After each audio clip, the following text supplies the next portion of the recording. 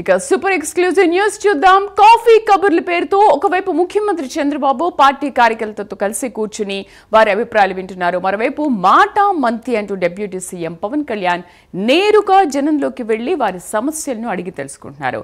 ఇది కేవలం ఒక కార్యక్రమం కాదు, నేతలకు కార్యకర్తలకు మధ్య ఉన్న అగాధాన్ని పూడ్చి ప్రజలకు అభివృద్ధి సంక్షేమ ఫలాలు అందించాలన్న లక్ష్యంతో నిజమైన ప్రజాస్వామ్య పాలన ఎలా ఉంటుందో కూటమి చూపిస్తున్న విధానం. మరి ఈ డబుల్ ఇంపాక్ట్ రాష్ట్ర రాజకీయాల్లో ఎలాంటి మార్పులకు శ్రీకారం చుట్టబోతోంది?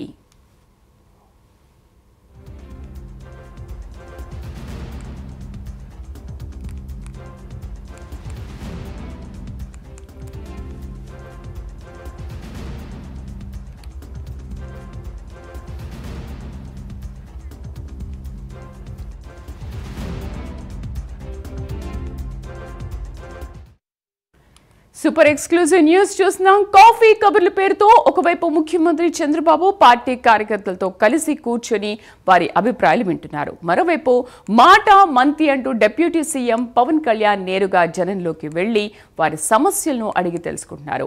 ఇది కేవలం ఒక కార్యక్రమం కాదు, నేతలకు కార్యకర్తలకు మధ్య ఉన్న అగాధాన్ని పూడ్చి ప్రజలకు అభివృద్ధి సంక్షేమ ఫలాలు అందించాలన్న లక్ష్యంతో నిజమైన ప్రజాస్వామ్య పాలన ఎలా ఉంటుందో కూటమి చూపిస్తున్న విధానం.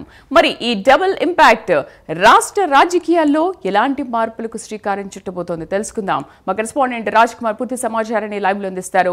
రాజ్ కుమార్, అసలు ఇప్పటి వరకు ఏ ప్రభుత్వాలు కూడా ఇలా మాటా మంతి కార్యక్రమాలు నిర్వహించలేదు, కార్యకర్తలతో నేరుగా సమావేశమైన దాఖలాలు కూడా మనకి ఎక్కడా కనిపించలేదు. బట్ కూటమి ప్రభుత్వం వచ్చిన తర్వాత అటు సీఎం కానీ ఇటు డిప్యూటీ సీఎం కానీ కార్యకర్తలతో అటు ప్రజలతో నేరుగా కలిసి మాటా మంతి ఒక కార్యక్రమాన్ని చేపట్టారు. సో ప్రజలకు ఏ విధంగా ఉపయోగపడిపోతుంది, అసలు ఈ మాటా మంతిలో ఏ అంశాలు ముఖ్యంగా అడిగి తెలుసుకుంటున్నారు?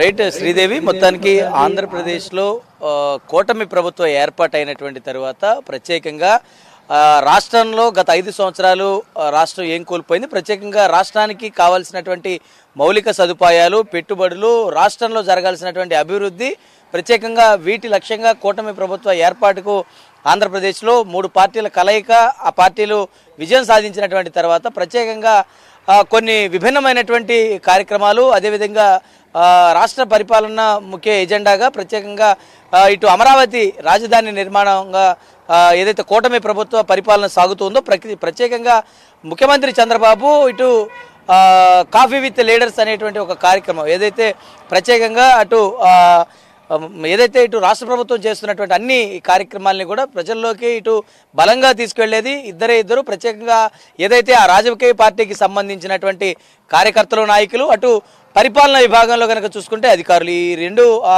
ఈ రెండు అభ్యర్థులను కూడా ప్రత్యేకంగా పరిపాలనలో ఇద్దరు కూడా చాలా క్రియాశీలకమైనటువంటి పాత్ర వహిస్తూ ఉంటారు. ప్రత్యేకంగా పార్టీ కార్యకర్తలు అయితే ప్రత్యేకంగా ఆ పార్టీ చేపట్టినటువంటి సంక్షేమ కార్యక్రమాలు ఏంటి అనేది రాబోయే ఎన్నికల్లో ప్రధానంగా అటు గెలుపు అస్త్రాలుగా, ఇవన్నీ కూడా గెలుపు బావుటాలుగా వీటన్నిటిని కూడా చూపించి ప్రజలకు వాటిపైన అవగాహన తీసుకుని వచ్చి ప్రత్యేకంగా వాటిపైన పూర్తి స్థాయిలో ప్రజలకు అక్కడ జరిగినటువంటి మంచి ఏంటి అనేది కూడా తెలియజేసి రేపు ఏ ఎన్నికలు జరిగినా కూడా ఆ పార్టీ విజయం సాధించడానికి అక్కడ చేసినటువంటి కార్యక్రమాలన్నీ కూడా తీసుకొస్తూ ఉంటాయి. ఇటు ముఖ్యమంత్రి మాత్రం ప్రత్యేకంగా ఏదైతే ఇటు లీడర్స్తో ప్రత్యేకంగా కాఫీ కార్యక్రమాన్ని పెట్టి ప్రత్యేకంగా ఆ నియోజకవర్గంలో జరిగేటువంటి అభివృద్ధి పరిస్థితులు, ఇటు మంత్రులైనా, నాయకులైనా, ప్రజాప్రతినిధులైనా, ఎమ్మెల్యేలైనా, ఎమ్మెల్సీలైనా, అటు గ్రామ స్థాయి నుంచి రాష్ట్ర స్థాయి వరకు ఏ విధమైనటువంటి పరిపాలన జరుగుతుంది, అటు గ్రౌండ్ లెవెల్ నుంచి కూడా ఈ ఫీడ్బ్యాక్ను తెలుసుకునేటువంటి ఒక బృహత్తరమైనటువంటి కార్యక్రమానికి ముఖ్యమంత్రి చంద్రబాబు నాయుడు ప్రత్యేకంగా ఒక శ్రీకారం చుట్టారు. ఈ నేపథ్యంలో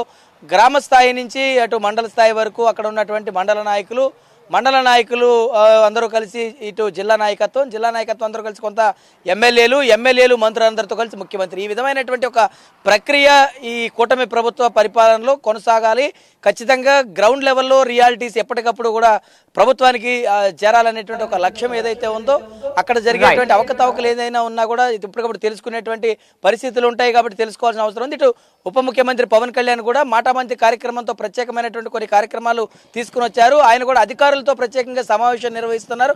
గతంలో ఏ రాజకీయ పార్టీ కూడా అధికారులతో ఈ విధమైనటువంటి సమావేశాలు నిర్వహించిన పరిస్థితి లేదు కాబట్టి ఇటు ముఖ్యమంత్రి అటు ఉప ముఖ్యమంత్రి ఇద్దరు చేస్తున్నటువంటి కార్యక్రమాల పట్ల ప్రత్యేకంగా అటు అధికారుల్లోనూ ఇటు పార్టీ క్యాడర్లో రెండిట్లో కూడా సంతృప్తికరమైనటువంటి వాతావరణం ఉంది.